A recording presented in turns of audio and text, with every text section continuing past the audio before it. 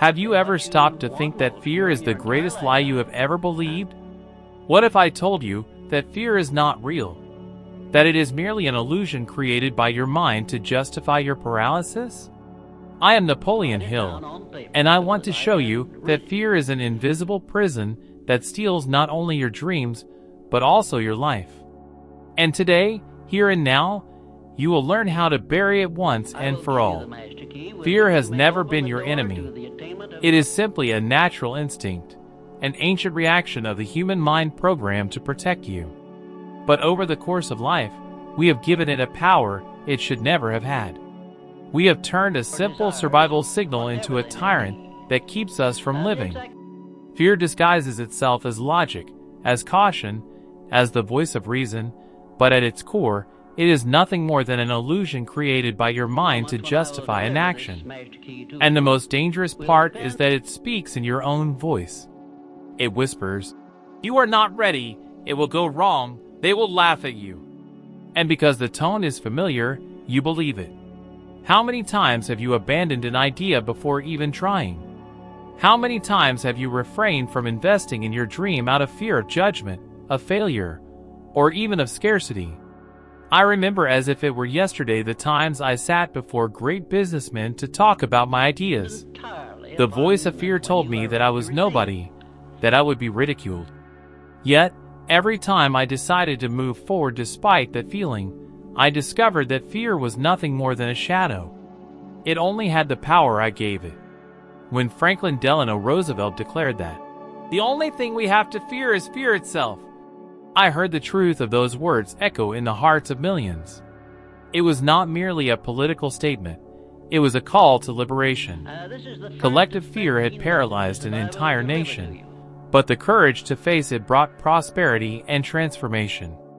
And here is the truth that may hurt to hear. Every time you bow to fear, you are not choosing safety, you are choosing stagnation. You call it caution, but it is self-sabotage. You call it the right time, but it is disguised procrastination. How many doors have you left unopened out of fear of not being ready? How many relationships never began? How many professional opportunities were not seized? How many dreams did you shelve? All because you believed fear was the voice of wisdom. Fear is, in truth, a sophisticated thief. It does not steal everything at once. It takes piece by piece. It takes your boldness, your confidence, your vision for the future. And the more you obey this voice, the stronger it becomes. It grows in silence, in waiting, in hesitation. With every, "not now," you repeat, with every, "I'll do it someday," you say, fear sinks deeper inside you. Have you noticed that when you run from something you fear, the feeling does not disappear? On the contrary, it multiplies. What was a small discomfort becomes a giant, and suddenly you are trapped in an endless cycle. Science confirms this. Modern neuroscience studies show that the human brain reacts to imagined fear in the same way it reacts to real danger. That is, your heart races, your breathing falters, your muscles tense, even if there is absolutely nothing in front of you, only a thought. This explains why so many people freeze before a simple presentation, a financial decision, or a difficult conversation. It is not the real danger that stops them, but the mental movie fear creates. But if fear is only an illusion, a repeated script, then you can interrupt that narrative.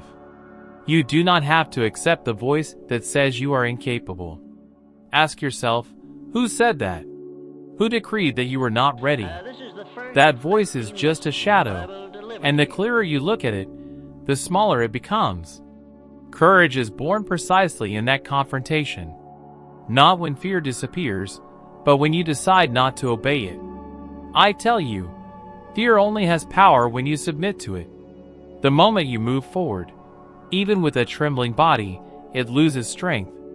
The true villain is not fear itself, but your surrender to it. It is exchanging growth for comfort, boldness for excuses, a full life for mediocre survival. And the big question I leave with you is this: how long will you allow an illusion to dictate the course of your life? How long will you accept that this voice decides which doors you walk through, which paths you take, which dreams you dare to believe? The truth is simple. Fear is not your guide. It never was your advisor. It is merely a reminder that you stand before something great. It is the signal that you are on the frontier between the known and the unknown, between comfort and growth. And at that exact point, the choice is yours. Either you hand the wheel to fear and live a life in captivity, or you take control and make it merely a passenger with no right to decide. Fear may be present, but it must never lead your life again. Fear lives on stories. It does not feed on reality, but on the narrative you repeat in your mind. Whenever an opportunity arises, it creates a movie. In the first act, you imagine failure. In the second, you see yourself judged, rejected, exposed. In the final act, you are already exhausted, defeated before you even begin. And the more you watch this film, the more convincing it becomes, the more your body reacts as if it were true. Your heart races, your hands sweat, your throat dries, and then you freeze. Not because of reality, but because of the script you accepted as truth. I myself experienced this intensely. When I wrote Think and Grow Rich, there was immense doubt within me. I had already spent many years interviewing the most successful men in America. I knew the knowledge was there, that the formula could change destinies. Yet the voice of fear whispered, "What if no one takes you seriously? What if they ridicule your ideas? What if the world is not ready yet? What do you actually have to offer?" This question kept repeating in my mind like an endless film. But there came a moment when I had to make a choice. Either I believed that dark story, or I wrote my own script. I decided to publish my story. And that decision changed not only my life, but also the lives of millions of people around the world. Here's what you need to understand. Fear is not reality. It is merely a poorly written story. It speaks in a voice so familiar that you think it is your own consciousness, but it is not. Fear is simply hiding behind your inner voice. And if it is just a story, then you can replace it with another. If you can imagine falling, you can also imagine victory. If you can rehearse failure, you can rehearse success. The human brain does not clearly distinguish between real memory and repeated visualization. That is why Olympic athletes train not only with their bodies, but also with their minds, visualizing every movement before performing it. Now think, how many times have you given up because you convinced yourself that you were not ready? How many business ideas remained on paper because you believed in the script of failure? How many relationships never began because you anticipated rejection? How many speeches were never delivered because you mentally rehearsed the audience's laughter before even opening your mouth? This is the trap. You believe in a script that reality never wrote. But if fear is built through repetition, so can confidence be. You can teach your mind a new script. Imagine yourself on stage, speaking firmly, being heard, moving forward despite doubt. Repeat this day after day. Make your mind believe this is the new version of your story. Then act, even if only in small steps. Every time you act despite fear, you prove to your brain that that old narrative was false. It's like deleting a file and replacing it with another. I give you a challenge. For the next 7 days, whenever you feel fear, do not run, do not postpone, do not stay silent. Just close your eyes and visualize the best possible scenario. Imagine yourself succeeding in what you fear. Feel the emotion of victory, hear the applause, see the result. Then take a small step in that direction. Do not wait for confidence. Confidence is born precisely from the act of challenging the old story and creating a new one. Those who shaped the world's history were not the ones who never felt fear, but those who refused to repeat the same script. Henry Ford, for example, was ridiculed countless times before putting his car on the roads. Newspapers said it was impossible, and that no one would buy such a machine. Had he believed that narrative, he would never have created the industry that transformed society. He simply wrote a new script for himself and insisted on living it, even when everyone around doubted him. Here is the key. Fear is a skilled storyteller, but it exists only because you keep giving it stage. If you decide today to change the narrative, if you take the pen of your own life today, fear loses its power. It may try to appear, but it will only be an extra in a story that no longer belongs to it. Because in the end, you do not need to feel brave to be brave. You only need to act before the old script repeats itself again. Fear does not affect only your emotions. It also infiltrates one of life's most sensitive areas, money. Most people never achieve financial independence because fear dictates their choices. Fear of losing, fear of risk, fear of being judged as greedy, fear of being unworthy of prosperity. This fear paralyzes just as strongly as fear of personal failure. It convinces you to accept less than you deserve, to settle for salaries that do not cover your dreams, and to retreat from opportunities that could completely change the course of your life. Think with me. How many times have you heard someone say they wanted to invest, but ended up giving up because they were afraid of losing everything? How many times have you yourself considered starting a business, but stepped back because you thought it was too risky? Current statistics show that 6 out of 10 people never invest because they fear losing money. What they do not realize is that by avoiding risk, they are already losing. They lose time, lose potential for growth, lose the chance to live the life they could have had. I have seen this in many people I have interviewed. Men and women with brilliant ideas who allowed fear to control their decisions. Fear convinced them that security was staying where they were, and so they wasted opportunities that never returned. I recall the case of Howard Hughes, one of the richest men in the United States. He had everything money could buy but no peace. Fear took over his mind, turning wealth into a prison. He ended his life in seclusion, surrounded by possessions, but dominated by phobias and insecurities. This proves that it is not money itself that brings freedom, but how you handle your fears regarding it. Now reflect. What have you been avoiding because of financial fear? Perhaps you postpone learning about investments because you find it complicated. Perhaps you fear starting a business because you dread failure. Perhaps you remain in a job you hate because you believe it is safer than trying something new. But have you considered the price you pay for hiding behind this supposed security? Every passing year is a year in which your dreams move further away, a year in which you continue trading greatness for comfort. Recent studies in behavioral economics show that the fear of loss is twice as strong as the hope of gain. In other words, most people prefer to gain nothing rather than risk losing. But this mindset is the true prison, because while you avoid losing, you also avoid growing. Many people reach the end of their lives looking back and realizing that they never dared, never took risks, and never truly lived. I tell you this, prosperity is not for those who hide, but for those who face life boldly. Financial fear is only overcome when you decide to learn, take action, and expose yourself. It is not about recklessly risking everything, but about understanding that there is no freedom without movement. A simple decision to start small, to save a little each month, and to invest in your own knowledge is enough to weaken the grip of fear. Money, after all, is merely energy. It flows to those willing to use it as a tool for growth, not as a crutch for security. What I want you to understand is this: there is no wealth without courage. No financial legacy is built on hesitation. Fear may offer temporary comfort, but it steals your freedom of choice. And the question I leave for you is, what good is accumulation if, deep down, fear still controls your life?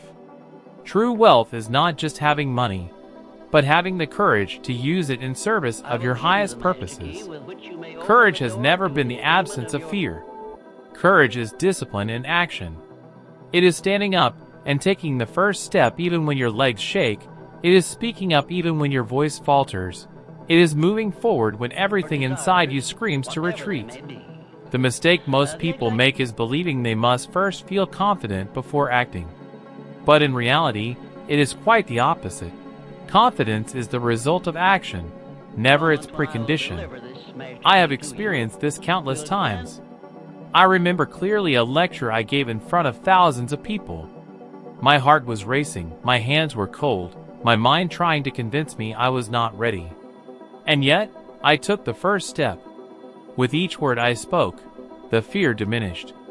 In the end, I realized something transformative. It was not the fear that needed to disappear for me to act. It was the action that needed to occur for the fear to lose its power. This is the difference between those who achieve and those who remain trapped. Achievers learn to act despite fear, until courage becomes a habit. Discipline is the key that unlocks this door.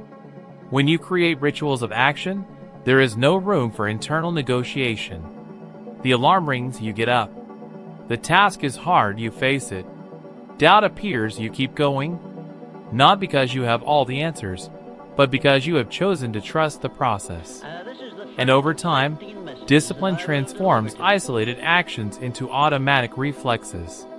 What once seemed impossible becomes natural. Courage stops being an exception and becomes your identity. Now, think about your own life. How many times have you postponed an important decision waiting to feel confident? Perhaps you want to change careers, but you wait until you feel prepared. Perhaps you want to start a business, but you wait until you feel safe. Perhaps you want to end a toxic situation, but you wait until you feel strong enough. But that day never comes. Strength does not come before action. It is born in the midst of the process. Confidence does not appear in the silence of waiting.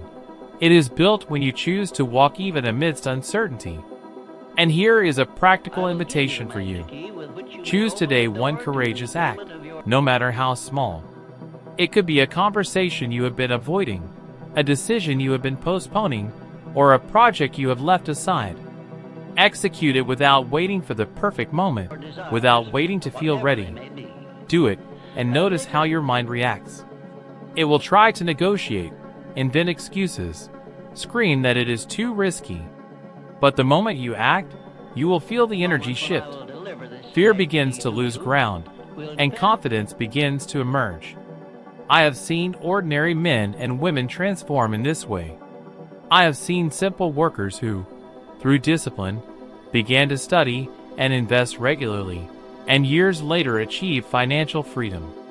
I have seen shy people who decided to speak publicly every day, even trembling, and who became great leaders. They did not wait for confidence. They created it.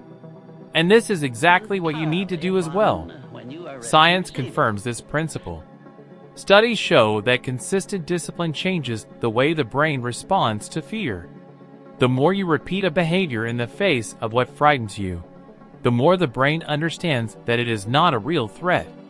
It learns from experience that you survive, that you grow. And thus, gradually, fear stops commanding. Imagine how your life would be if you adopted a simple commitment, one courageous act per day. Imagine yourself looking back after weeks, months, years, realizing that each small step built a new identity. You become someone who acts before confidence, someone who does before certainty, someone who does not negotiate with fear. At that point, discipline ceases to be a burden and becomes liberation. Fear will always appear. But if you cultivate discipline, it will no longer be the commander. It will merely be a signal that you are about to grow, a reminder that you are on the right path.